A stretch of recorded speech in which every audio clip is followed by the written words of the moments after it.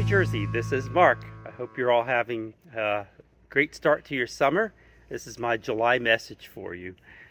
I hope you've enjoyed our program year so far. We've just wrapped that up with a great panel on artificial intelligence. We've gotten some really great participation from those of you who've attended. Of course, we always have a lot of you attending, a lot of interest.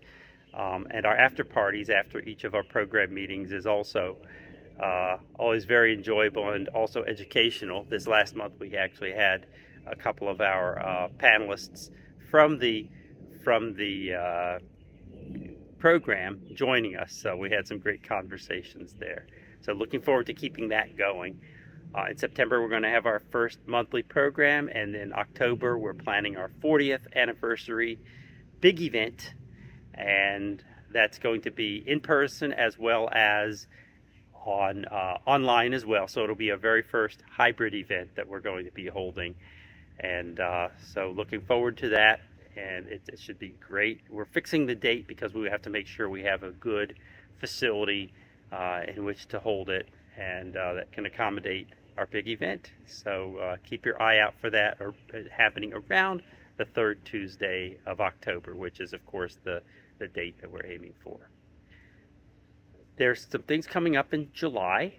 Well, first of all, always look at our DE&I, diversity, equity, and inclusion page. Every month it gets updated with cultural competence, which is showing events having to do with certain groups of people, whether it be a medical need or an ethnic or even sexual orientation. We're finishing a Pride Month now in June. Anyway, keep an eye on that. It's very interesting. It's a good compilation of things to be aware of each month. And then, of course, also there's the volunteer spotlight. We get one of our volunteers interviewed, and we learn a little bit more about them also. Each are individuals. It's a diverse group, which means anyone of all kinds that make up our volunteer base. There is a special seminar that's going to be presented on July the 5th that you can register for. It is from our friends in the Ukraine chapter, which thankfully is continuing to operate out of Kyiv.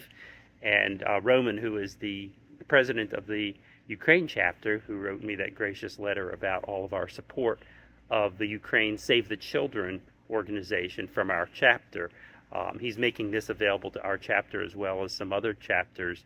And the topic is project management in wartime, so it should be very interesting and very realistic look at project management in wartime. So if you have some time, it's around lunchtime, Central Europe time.